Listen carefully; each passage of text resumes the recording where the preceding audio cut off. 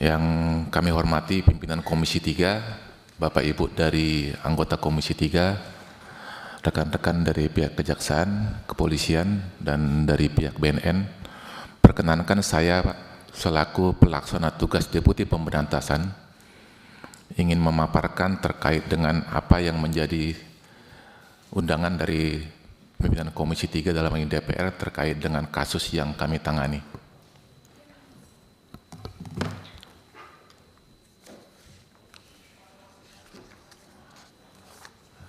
Dasarnya adalah ada surat undangan DPR RI kepada Kepala BNN RI yang dalam hal ini saya selaku mewakili Pak Kepala BNN RI sebagai PLT Deputi Berantas menghadiri acara ini.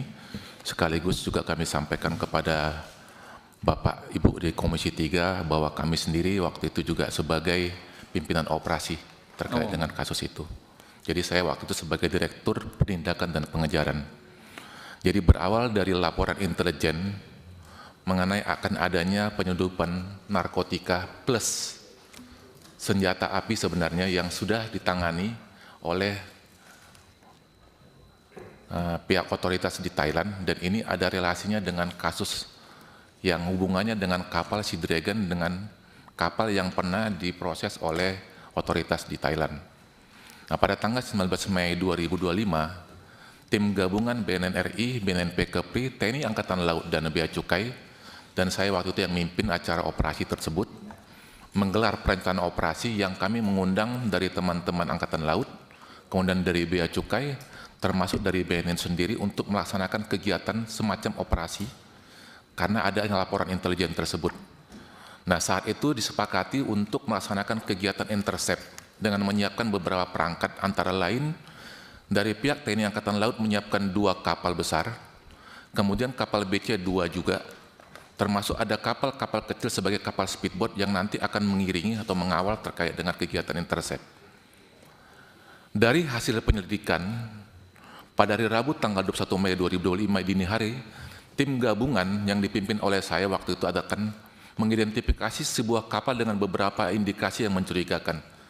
Jadi sesungguhnya dengan indikasi-indikasi yang mencurigakan, salah satunya adalah AIS atau Automatic Identification System, itu tidak dalam posisi aktif, artinya on-off, itu ada kecurigaan di kami. Kemudian selain itu juga secara visual, kami melihat tidak dipasang bendera, karena posisi kapal berada dari negara lain tetapi tidak ada benderanya. Kemudian ada tulisan di Sea Dragon di badan kapal, dan ini kapal tersebut yang sudah kami lakukan penyidikan, fix bahwa itu kapal yang akan melewati wilayah perairan Indonesia. Sehingga pada saat itu, kita lakukan proses intercept di laut.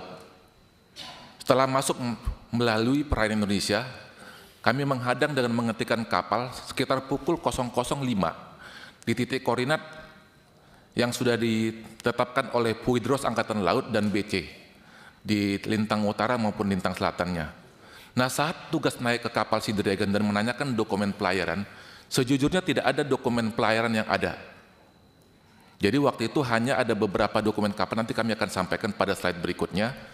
Jadi kita bertemu sama 4 orang warga negara Indonesia dan 2 orang warga negara asing. Akhirnya kami memutuskan untuk membawa kapal tersebut ke wilayah daerah Tanjung Uncang.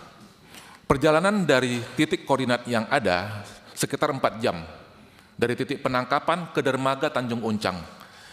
Hanya salah satu awak warga negara Thailand yang bernama Pungwan, ketika perjalanan kami interogasi pada saat menuju ke wilayah Tanjung Uncang, dari 6 orang tersebut, hanya 1 orang yang setelah kami interogasi menyatakan bahwa Pak, ada barang narkoba di mesin dan di haluan kapal depan dari 6 orang tersebut. Sehingga waktu itu kami melaporkan kepada pimpinan sampai kapal tersebut merapat ke Tanjung Uncang. Kemudian sampai di dermaga Tanjung Uncang, lanjut next slide, berdasarkan petunjuk dari salah satu warga negara Thailand tersebut, kami mengajak yang bersangkutan berdasarkan keterangannya untuk mendapatkan barang bukti yang ada di mesin. Mesin itu posisinya di bawah. Sedangkan satu lagi adalah di haluan bagian depan. Kalau kami bisa lihat ini adalah posisi brake mesin yang ada disimpan barang narkotika yang dalam satu kardus. Kemudian di bagian haluan depan juga disimpan.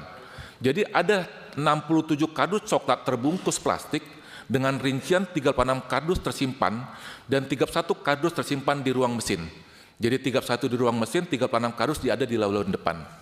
Selanjutnya, kita lakukan pengujian lebih dulu apakah barang yang disimpan di haluan depan dan di yang di bagian mesin mengandung narkotika atau tidak. Jadi kalau lihat dari gambar yang ada, posisi di kardus itu adalah seperti itu yang di bagian tengah. Kemudian untuk pengetesan terhadap barang bukti tersebut, kita sampel di bagian depan dan di bagian mesin, akhirnya positif mengandung metapetamin atau sabu. Kemudian dilakukan penimbangan, total brutonya adalah 2.115,130 gram atau 2 ton lebih. Kemudian selanjutnya kami mencoba melakukan pemeriksaan dokumen kapal dan alat komunikasi yang ada pada masing-masing orang yang diamankan, 2 warga negara Thailand maupun 4 warga negara Indonesia. Hanya terdapat 2 dokumen yang kami sinyalir adalah ada Kiribati Ship Registry, atau kalau misalkan kami bisa sebut itu semacam STNK-nya dari kapal, plus 1 letter of guarantee, bukan manifest sebenarnya, letter of guarantee. Nah, ada beberapa data nama yang ada di sana, ada Hasiolan, ada Fandi, kemudian ada Leo Samosir, dan ada Richard Halomuan. Plus ada barang bukti yang non-narkotik adalah handphone. Kemudian, alat komunikasi yang kami bisa cek dari beberapa data yang ada adalah fokus kepada beberapa ABK yang mengarah kepada jekitan yang diakui oleh mereka yang menyuruh.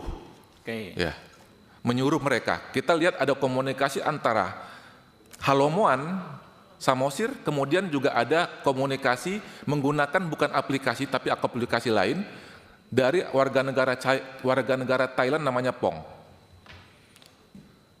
Nah, dokumen manifest kapal atau bukan yang disebut manifest kapal oleh mereka tersebut adalah letter of guarantee tersebut. Terdapatlah beberapa posisi, di antaranya adalah Hasiolan Samosir, yang di situ terdapat dia sebagai kapten. Tetapi dalam letter of guarantee tersebut, posisinya adalah master. Kemudian demikian juga dengan Richard Halomuan atau sebagai CEO, Chief Officer, atau Nakhoda. Kemudian Fandi Ramadan sebagai 2E tertulis di sana adalah second engineer atau masinis 2. Kemudian Leo Chandra sebagai EB atau able bodied seaman atau jurumudi.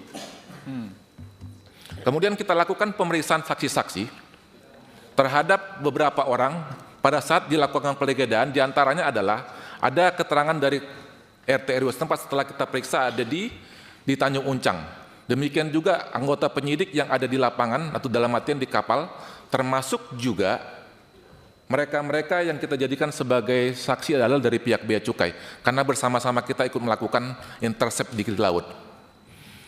Ada kecurigaan yang terjadi terhadap F, dalam hal ini mungkin yang tersebut di publik adalah Fandi Ramadan. Sebenarnya ada keterangan-keterangan yang dimunculkan pada saat interogasi yang kami minta keterangan yang bersangkutan. Betul benar waktu itu dia menyampaikan bahwa ada kecurigaan terhadap kardus tersebut. Tidak mungkin barang berharga seperti uang dan emas. Tapi kendati sudah curiga, tidak satupun awak kapal Sea Dragon berniat untuk menghentikan pelayaran. Karena proses ketika kami ambil atau intercept di laut, yang bersangkutan juga kami ambil keterangan tidak menceritakan apa yang sesungguhnya. Bahkan dalam foto interogasi ini kalau memang diizinkan Pak Pimpinan Komisi 3 kami tayangkan atau tidak Pak? Ya, tayangkan aja. Keterangannya. Ya, boleh dibuka keterangannya pada saat interogasi.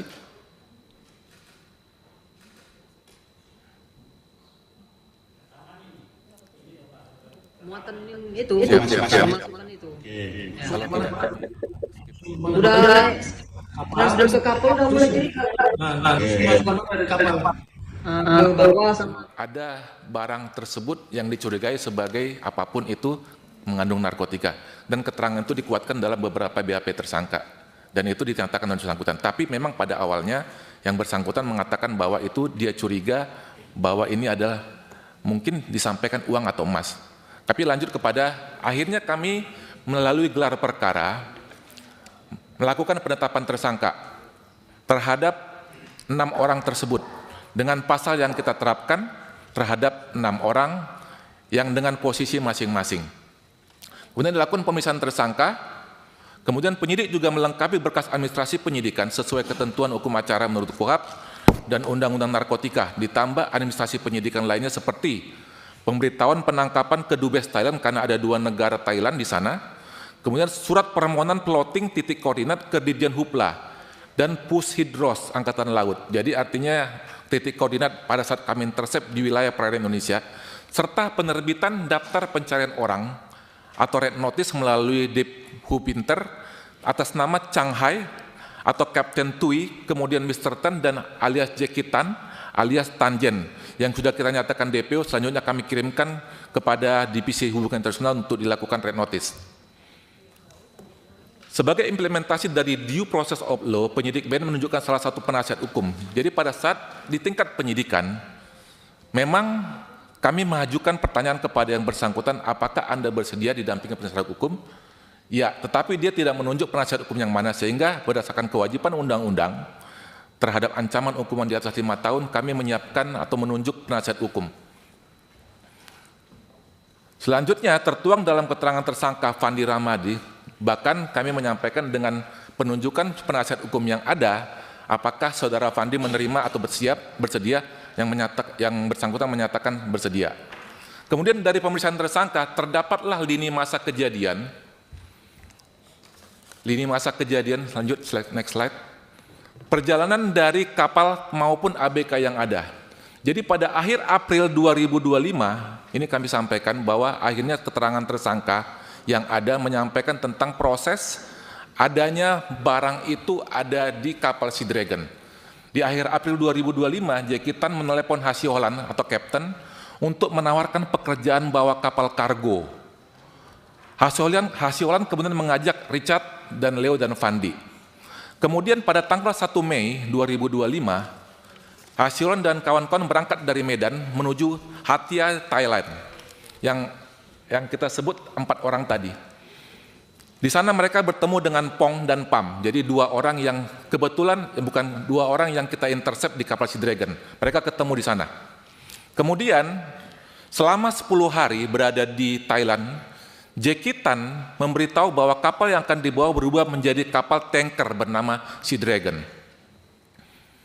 Selanjutnya tanggal 14 Mei 2025 dini hari, seluruh ABK naik speedboat dari Sungai Surakon menuju kapal tanker Sea Dragon. Jadi mereka naik speedboat menuju kapal tanker Sea Dragon yang berada di tengah laut berjarak sekitar 3 mil dari muara Sungai Surakon.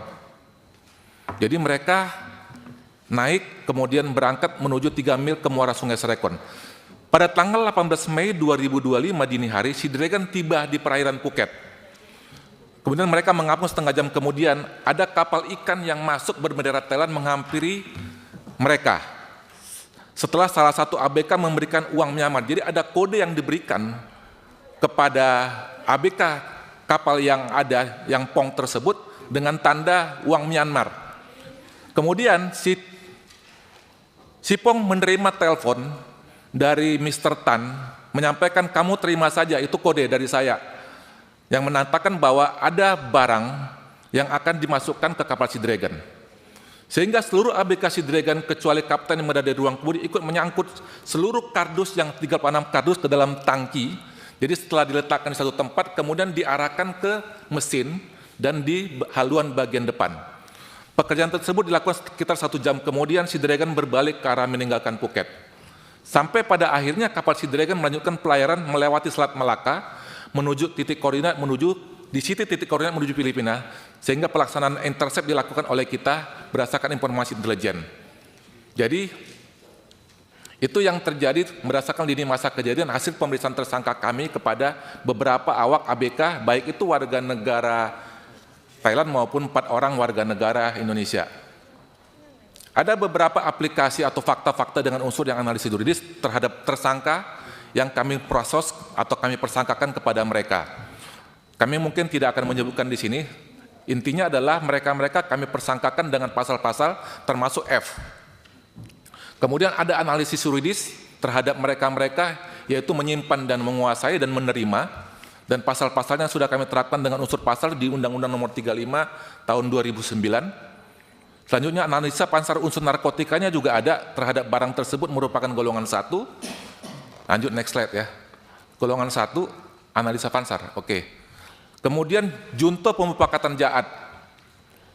Lanjut juga ada proses pengiriman. Jadi tahapan yang kami lakukan sampai akhirnya kasus tersebut kami serahkan kepada pihak kejaksaan melalui proses sebelumnya ada semacam gelar.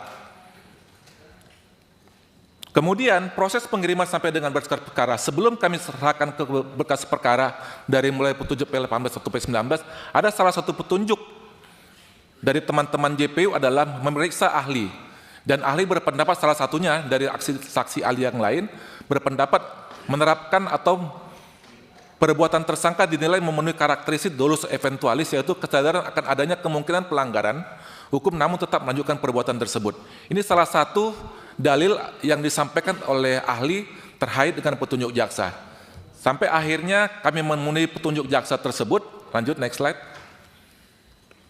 Setelah dinyatakan P21, kami menyerahkan tersangka dan barang bukti kepada JPU pada tanggal 18 September 2025. Demikian mohon izin Bapak Ketua Komisi 3 dan Bapak Ibu dari anggota Komisi 3 yang kami sampaikan. Kami akhiri, kami mohon maaf kurang lebih. Siap. Jekitannya belum tertangkap ya Pak ya? Siap. Yang jekitannya belum tertangkap ya? Sudah kami tetapkan DPO. DPO ya Pak Siap. ya? Dan sudah kami kirim red notice-nya melalui Dipu Winter. Dia di luar negeri yang Siap. bersangkutan? Siap. Oke. Oke, lanjut Pak. Siap. Demikian Bapak Ibu Ketua Komisi 3 yang kami saya sampaikan. Kesimpulannya adalah pengungkapan kasus jenis narkotika dengan total bruto 2,115130 gram yang ditemukan di atas kapal Sidragan merupakan serangkaian tindakan penegakan hukum dari hasil koordinasi dan kolaborasi berbagai aparat penegak hukum yang merupakan jaringan internasional. Demikian mohon izin, selanjutnya kami mohon petunjuk dan arahan. Bentar, yang koordinasi ke jekitan itu si Kapten itu ya Pak tadi ya? Siap. Pak Samosir itu ya Pak ya? Ya, selain dia juga ada komunikasi dengan orang Thailand. Dengan orang? Orang Thailand, warga negara Thailand yang kami tangkap. Taiwan? Siap. Thailand. Thailand? Siap. Tertangkap juga orang Thailand. Siap. Si Pong itu ya, Mr. Ya, Pong? jadi ada dua orang, Pong. Pong sama Pan. Pak Samosir ya? Pam. Orang Thailandnya dua orang. Oh, dua orang, Pong, Pam, dan Pak Samosir. Ya, siap. Ya, ini yang berkoordinasi dengan jekitan. Siap. Oke. Baru di bawahnya ada si ini ya, Pandi Siap. dan berapa Siap. ABK lainnya ya Pak ya? Siap.